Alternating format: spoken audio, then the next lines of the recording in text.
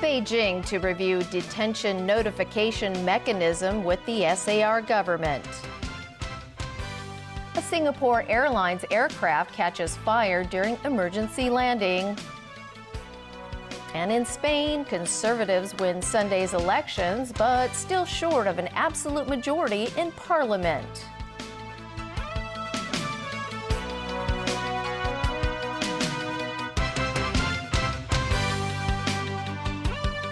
Good evening. Beijing has agreed to the SAR government's proposal to review the notification mechanism between the two sides following the missing booksellers incident.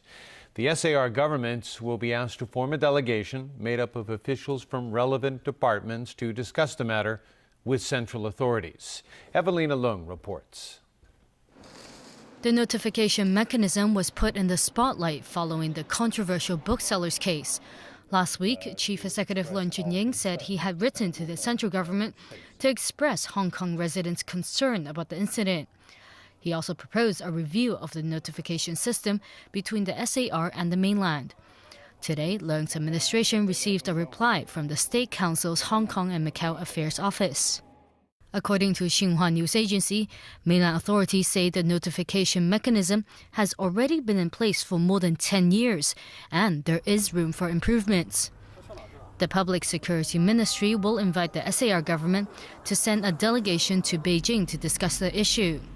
Officials in the delegation will then be briefed on bookseller Lam Wenqi's case. The Chief Executive's office said the CE expressed gratitude towards Beijing's positive response, and he will follow up the matter with authorities across the border. Also here in Hong Kong, bookseller Lam Wenqi, accompanied by lawmaker James To, made a statement to police this morning. Lam said afterwards he has no opinion about the proposed review of the notification mechanism. He simply said people can now see the mechanism didn't work in the past. James To, meanwhile, revealed that during this morning's meeting, police asked questions about the people who accompanied Lam Wenqi back to Hong Kong earlier this month. According to the lawmaker, officers also asked Lam whether he needs police protection, but the bookseller said he's not worried about his own safety. Evelina Lang, TVB News. It's believed the man suspected of robbing and murdering a Tai Po foreign exchange store owner has been arrested on the mainland. According to the state-run Xinhua News Agency, the suspect, which is related to the so-called 314 murder and robbery case, will be discussed when a Hong Kong delegation goes to Beijing to talk about improvements on the notification mechanism. On the morning of March 14th this year, the owner of a money exchange store in Tai Po was slashed in the throat while opening up his shop. It's believed the robber later left empty-handed and fled to the mainland. A near-death experience for hundreds of passengers aboard a Singapore Airlines flight this morning. They thought an engine problem was the worst of their fears until suddenly the plane caught fire. This is the horror passengers recorded right as flight SQ-368 landed at Changi Airport. The plane's right engine and wing had burst into flames, engulfing the right side of the jet. The Boeing 777-300ER was carrying 241 people when it departed Singapore at 2:05 a.m., headed for Milan, Italy. About 2 hours into the flight, the pilot announced an engine problem and said they had to immediately return to Singapore. That's because the plane alerted the pilot to an engine oil warning message. What was most frightening to passengers was watching the plane go up in flames after the emergency landing while first responders doused it with water and flame retardant foam. The fire was quickly extinguished. Singapore Airlines announced there were no injuries to any of the 222 passengers and 19 crew members.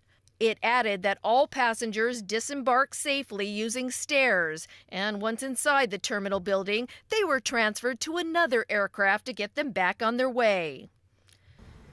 Singapore Prime Minister Lee Hsien Loong expressed relief that everyone was okay and credited both airline and airport staff for their swift response. Lee made it clear the Civil Aviation Authority of Singapore and the carrier will get to the bottom of what caused the fire.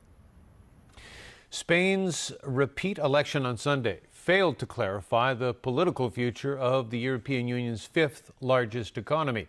Because no party secured enough votes to form a government, it's back to the drawing board for politicians.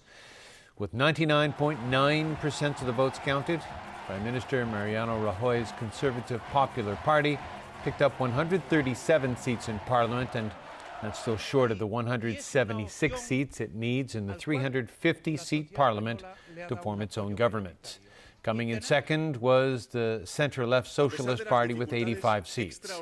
Even though anti-austerity Unidos Podemos placed third with 71 seats, the party vows to keep fighting to oust Rajoy.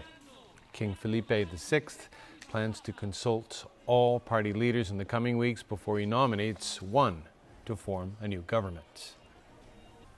Britain's finance minister said today the UK economy is prepared for the challenges ahead after last week's vote to leave the European Union. But as he tried to ease concerns among investors and European neighbors, George Osborne admitted further financial volatility is likely. James Aiken reports. In his first public appearance since the UK voted to leave the EU, Britain's Treasury chief offered assurance to shaken markets and a nation in shock. Will not be plain sailing in the days ahead. But let me be clear, you should not underestimate our resolve. We were prepared for the unexpected, and we are equipped for whatever happens.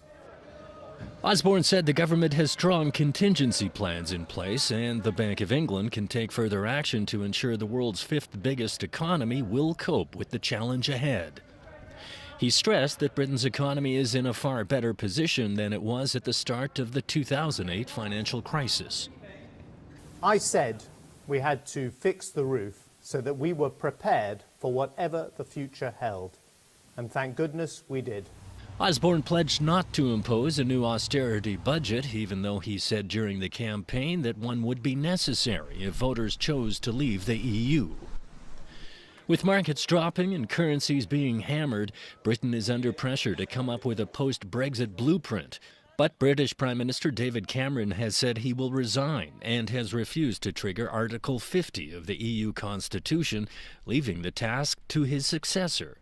Osborne stressed today that only Britain can invoke Article 50. Osborne, who was once the favorite to succeed Cameron, said he will clarify his leadership plans this week. Morning. Are you back? Leading Brexit campaigner Boris Johnson said today that Britain will continue to have access to the European Union's single market and that the negative consequences of Brexit were being wildly overdone. The Chancellor has come out and said some reassuring things to the markets, and it's clear now that Project Fear is over. Meanwhile, opposition Labour Party leader Jeremy Corbyn is facing upheaval after more than a dozen advisors quit his inner circle, saying he is no longer fit to lead. Corbyn continues to resist pressure to quit. James Aiken, TVB News. Turkish police in Istanbul used tear gas and rubber bullets to disperse demonstrators who wanted to celebrate Gay Pride Week. Authorities detained as many as 19 activists who had gathered to issue a statement marking the end of the gay, lesbian, and transgender Pride Week. Hundreds of riot police and several water cannons had been deployed on a main pedestrian street to prevent the gathering.